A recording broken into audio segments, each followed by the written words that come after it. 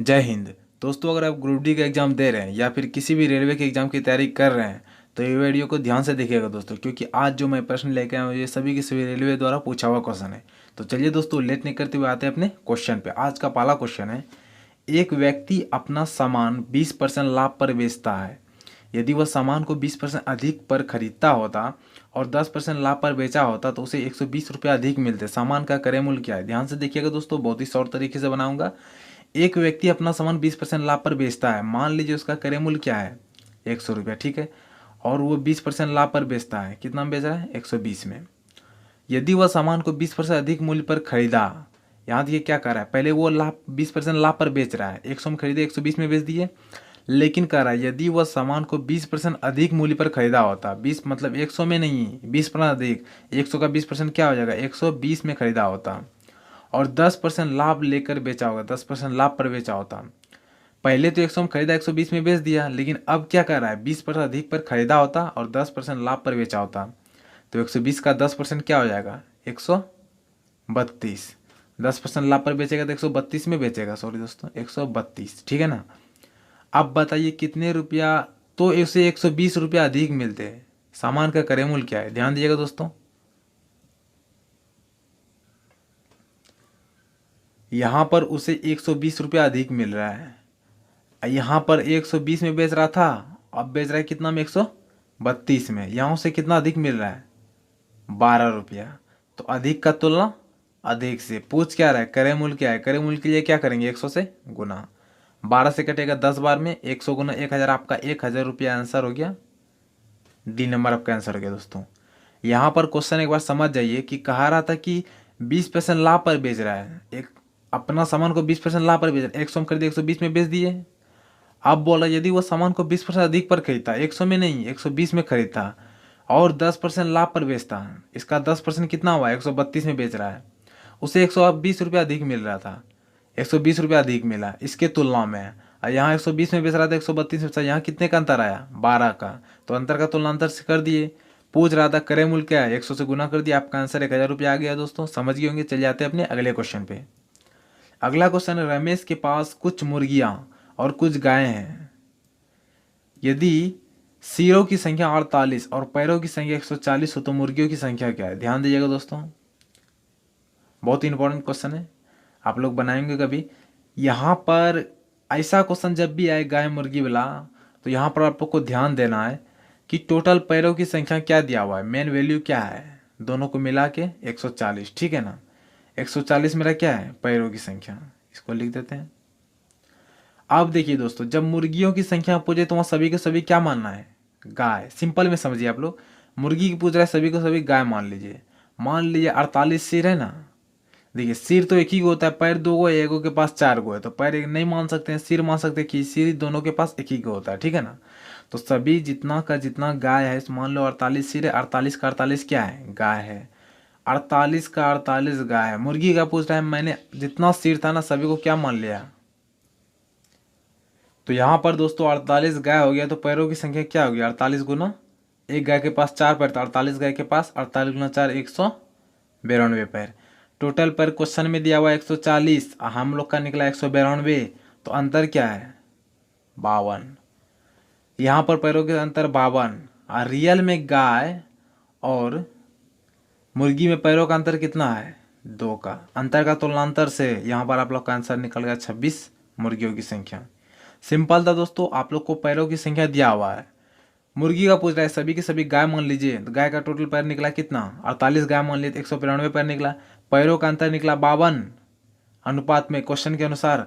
Real में गाय के पास 4 और मुर्गा के पास 2 पैर है, यहाँ निकला अंतर 2। अंतर का तुलना अंतर से कर दिया, आपका आंसर निकल गया 26 मुर्गियों की संख्या। अब गाय की संख्या निकालना हो तो टोटल 52 सिर था, 26 घटा दीजिएगा तो 22 निकल जाए आपका गाय की संख्या। सिंपल था दोस्तों। चलिए आते हैं अपने अगले क्वेश्चन पे। अगला क्वेश्चन है, एक वस्तु को 96 रुपये में बेचने से प्राप्त लाभ 84 रुपया में बेचने से प्राप्त लाभ का दुगुना होता है। बताइए वस्तु का क्रय मूल्य क्या है? ध्यान दीजिएगा दोस्तों, उसको ना 96, यहाँ पर देखिए पहले 96 रुपये में बेच रहा है, 84 में बेच रहा है, और लाभ हो रहा है, फिर लाभ हो रहा है, मतलब 2 लाभ 2 विक्रय मूल्य, ठीक है ना। मान लीजिए SP1 ये, यहाँ पर प्रॉफिट 1, यहाँ पर प्रॉफिट 2, SP2, ऐसे देखिएगा अभी बनाते हैं। ₹96 में बेचने से जो उसको लाभ प्राप्त हो रहा है, यहाँ पर ₹84 में बेचने से जो लाभ प्राप्त हो रहा है उसका दोगुना, यहाँ एक तो यहाँ दो, समझिए दोस्तों, यहाँ एक तो यहाँ दो, एक मिनट, यहाँ एक तो यहाँ दो। ₹96 में जो बेचने से प्राप्त हो रहा है उसको 84 में बेच रहा है, उससे दोगुना लाभ हो रहा है, समझ गए। सिंपल क्वेश्चन था, अब बन गया। विक्रय मूल्य में कितने का अंतर है? 84 और 96 में विक्रय मूल्य में अंतर है 12 का। अब लाभ हानि में अंतर है 1 का। तो अंतर का तुलना अंतर से। पूछ क्या रहा है? प्रॉफिट पहला निकालना है, क्रय मूल्य 50, उसके लिए हमको पहले क्या निकालना है? लाभ। अगर P1 का लाभ निकालना है किससे गुना होगा? 2 से। यहाँ पर लाभ क्या निकला? ₹24। मतलब प्रॉफिट 1 निकला, P1 बराबर 24। ₹96 में बेच रहे हैं, हमको ₹24 लाभ हो रहा है। क्रय मूल्य क्या है? 96 में 24 घटा देंगे ₹72। मान लीजिए आपको P2 से निकालना है, तो P2 निकालेंगे, कितना है अंतर? विक्रय मूल्य में 12 का, अब प्रॉफिट में अंतर 1 का। यहाँ पर 2 1 में 1 का अंतर है। पूछ क्या रहा है? पहला का निकालना है P2, तो 12 गुना 1, ₹12 हमको क्या हुआ? लाभ। कब? जब ₹84 में बेच रहे, तो क्रय मूल्य क्या निकलेगा? 72। ₹84 में बेचे तो 12 का लाभ हुआ, ₹72 क्रय मूल्य हो गया। या फिर 96 में बेचे, ₹24 लाभ हुआ, ₹72 क्रय मूल्य हो गया। सिंपल है दोस्तों, कुछ नहीं था। आप लोग को जो दिया विक्रय मूल्य का अंतर, अब बाकी लाभ हो रहा है, लाभ का अंतर है। यहाँ पर हानि भी दे सकता है दोस्तों। ₹96 में बेचने से प्राप्त लाभ ₹84 में बेचने से हुई हानि का दोगुना है। तो आप लोग को उसी तरह बनाना है। अगर यहाँ हानि रहेगा तो माइनस प्लस में यहाँ अंतर करेंगे, वो जुड़ जाएगा। तो अंतर का तुलना अंतर से कर दीजिएगा। आप लोग पहले प्रॉफिट या लॉस रहेगा तो लॉस निकाल लीजिएगा, अब विक्रय मूल्य में घटाना या जोड़ना, आपका आंसर निकल जाएगा। चलिए दोस्तों, आते हैं अपने अगले क्वेश्चन पे। अगला क्वेश्चन है, ₹5000 की राशि 6%, 9% साधारण ब्याज की दर से उधार दी गई। यदि एक वर्ष के ब्याज ₹390 हो तो 6% और 9% पर दी गई राशि का अनुपात क्या होगा? ध्यान दीजिएगा दोस्तों, ये एलिगेशन मेथड से बनाते हैं। अगला क्वेश्चन, ₹5000 की राशि है, ठीक है ना, 6% 9% दिया है। जब भी 6% 9% इस तरह का लगातार दिया रहे और एक राशि हमको और लेना है, एलिगेशन में हमेशा 3 चीज़ का यूज होता है।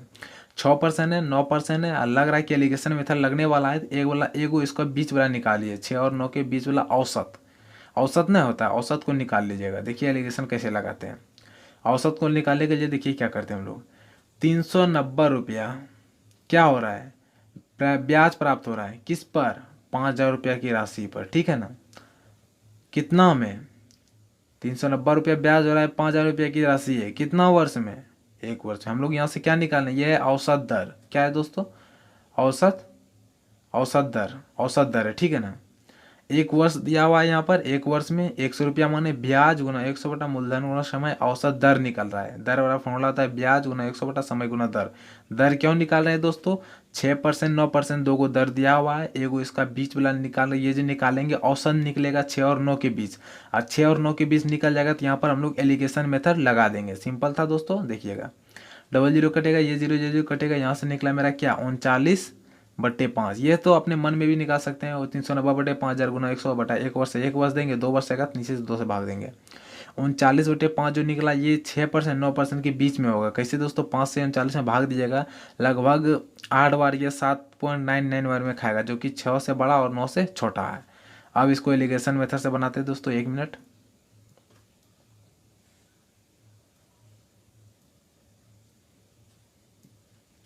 एलिगेशन मेथड लगता है दोस्तों, यहाँ पर दिया हुआ है 6%, यहाँ पर दिया हुआ है 9%। अब मेरा निकला औसत दर क्या? 39/5%, ठीक है ना।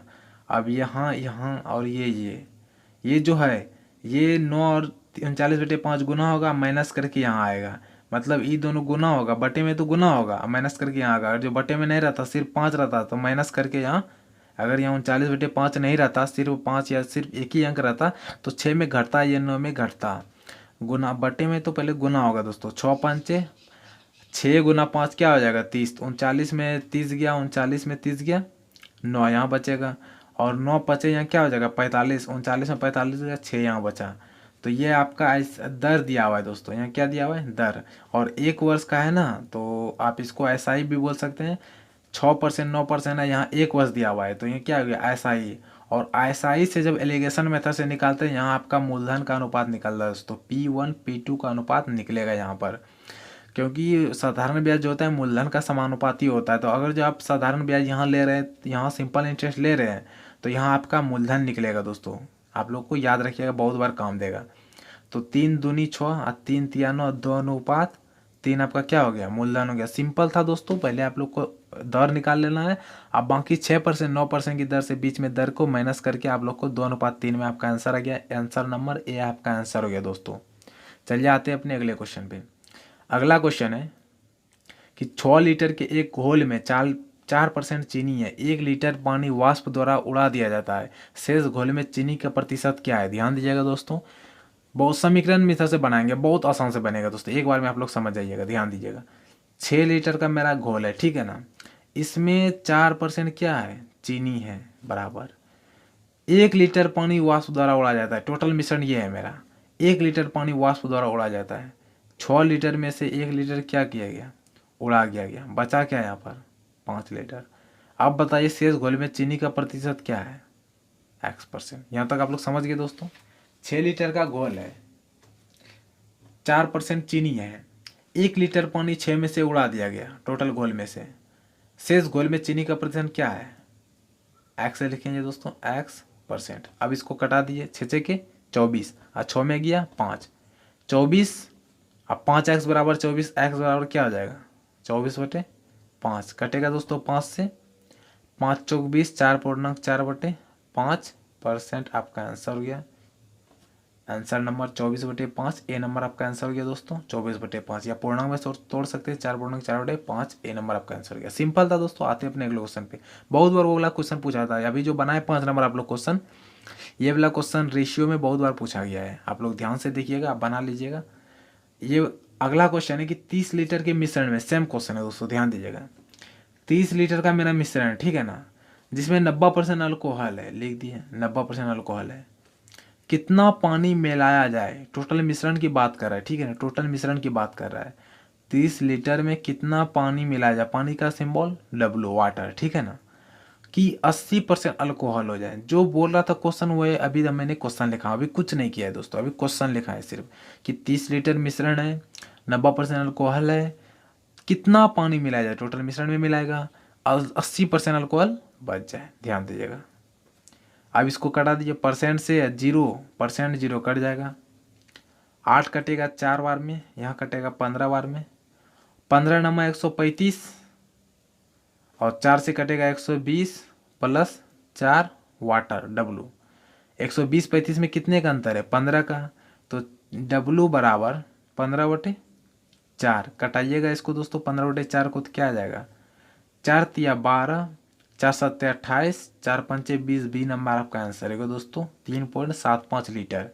35 लीटर के मिश्रण में 90% अल्कोहल है, कितना पानी मिलाया जाए, अल्कोहल 80% हो जाए, 3.75 लीटर पानी मिलाएगा, अल्कोहल की मात्रा कितनी हो जाएगी, 80%। समझ गए दोस्तों। आते हैं अपने अगले क्वेश्चन पे। अगला क्वेश्चन है, रमन अपनी आय का 20% भोजन पर, शेष का 25% दान देने में, शेष का 10% यातायात पर खर्च करता है, करने पर उसे 2700 रुपया बचता है, उसकी मासिक आय क्या है। ये भी शॉर्ट से बनाएंगे दोस्तों, ध्यान दीजिएगा। रमन अपनी आय का, रमन की आय क्या मानना है, रमन की आय मान लीजिए 100 रुपया, ठीक है ना, 100 रुपया रमन की आय, इसका वो 20% भोजन पर, 100 का 20% खर्च कर दिया, बचा कितना 80 रुपया, शेष का 25%, 80 का 25% वो खर्च करेगा, 80 का 25% हो जाएगा 20 रुपया, बचेगा क्या 60 रुपया खर्च कर दिया। उसके बाद शेष का 10%, 60 का 10% क्या हो जाएगा 6 रुपया, बचेगा क्या 54 रुपया। अब यहाँ पर खर्च करने पर उसे कितना बच रहा है 2700, हम लोग का अनुपात में कितना बचा 54 रुपया, तो 2700 का तुलना कैसे हो जाएगा 54 से।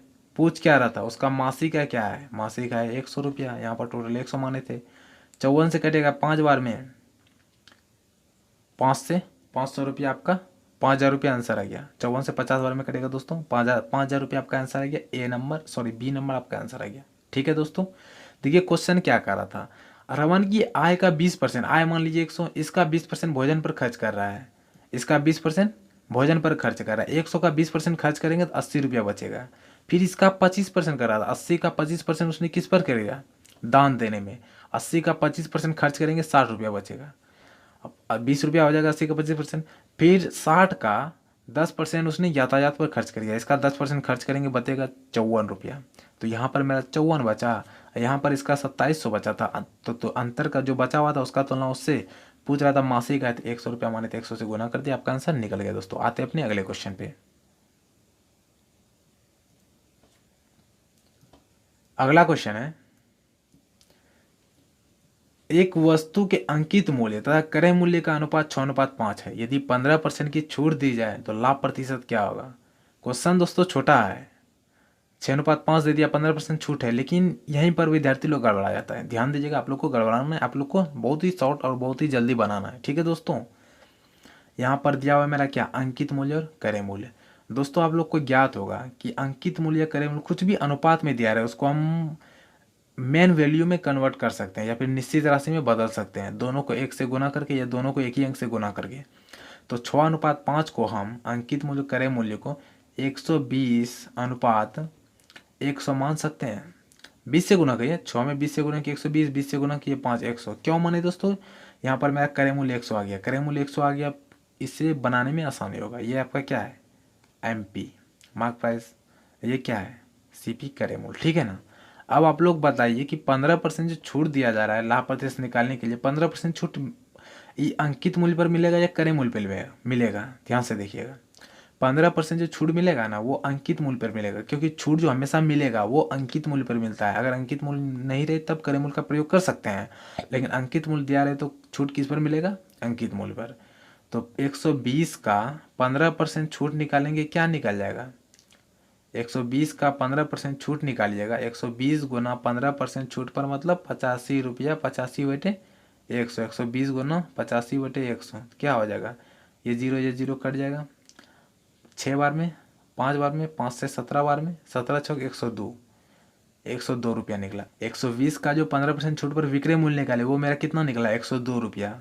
मतलब 102 रुपये में हम बेच रहे हैं 15% छूट देने के बाद, 100 में खरीदे 102 में बेच रहे हैं, कितना का लाभ हो रहा है, 2% का लाभ हो रहा है। आपका आंसर नंबर ए आंसर हो गया दोस्तों, कुछ नहीं था, सिंपल क्वेश्चन था दोस्तों।